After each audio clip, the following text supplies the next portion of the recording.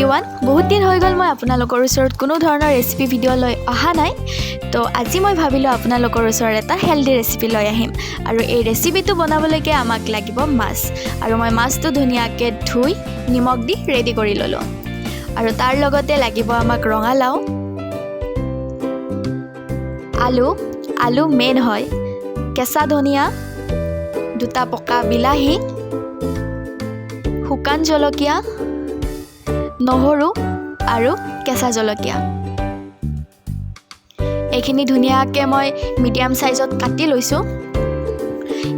এইটো ৰেচিপিত মই কোনো ধৰণৰ বিশেষ মানে মছলা পাতি ইউজ নকৰোঁ আমাক এইখিনি বস্তু হ'লে ৰেচিপিটো ৰেডি হৈ যাব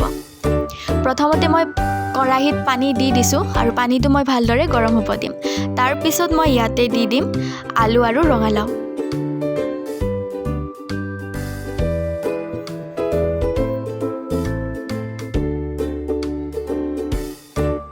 এইখিনিও প্ৰায় মই 5 মিনিটমান সময় উতলিব দিলোঁ তাৰ পিছত মই ইয়াতে দি দিছোঁ মাছ আমাৰ যিহেতু 3জনে মানুহ হয় তো মাছো মই 3 পিছে দিছোঁ আপোনালোকে আপোনালোকৰ হিচাপত দি দিব পাৰে আৰু লগতে দি দিছোঁ সোৱাদ অনুসৰি নিমখ আৰু আজি মই ভাবিছোঁ এই ৰেচিপিটোত মই অকণমান স্মোকি ফ্লেভাৰ দিম তো সেইবাবে মই বিলাহীটো ডাইৰেক্ট নিদি মই বিলাহীটো পুৰি ল'ম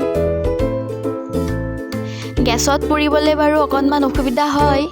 তথাপিও সোৱাদ খাবলৈ এইখিনি কষ্ট কৰিব পাৰি আৰু তো মই এনেকৈ বিলাহীটো পুৰি আছোঁ আৰু লগতে মই পুৰি ল'ম নহৰু আৰু শুকান জলকীয়া এইখিনি মোৰ ৰেডি হৈ গ'ল আৰু এতিয়া ইয়াৰে মই এটা ধুনীয়া পেষ্ট বনাই ল'ম ইয়াত মই মিক্সি ইউজ নকৰোঁ কাৰণ মিক্সিত দি দিলে বস্তুখিনি বহুত বেছিয়ে মিহি হৈ যায় আৰু বেছি মিহি হ'ব নালাগে তো মই হাতেৰে এনেকৈ পেষ্টটো ৰেডি কৰি ল'লোঁ আৰু এইফালে আমাৰ মাছো প্ৰায় 80% সিজিয়ে গ'ল আৰু তাত মই বিলাহীৰ পেষ্টটো দি দিলোঁ আৰু এনেকৈ লাহে লাহে লৰাব যাতে মাছটো ভাঙি নাযায়